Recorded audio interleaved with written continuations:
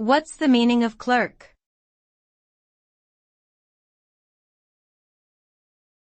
Clerk.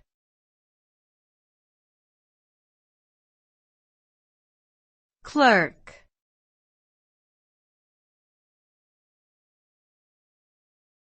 Clerk.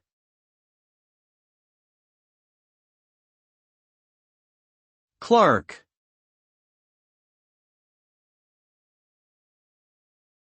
A clerk is a person who performs various administrative or record-keeping tasks in a business or government office.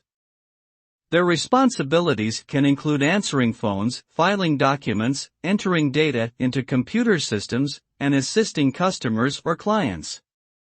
Depending on the type of organization they work for, a clerk may specialize in a particular area such as accounting, payroll, human resources, or legal documentation.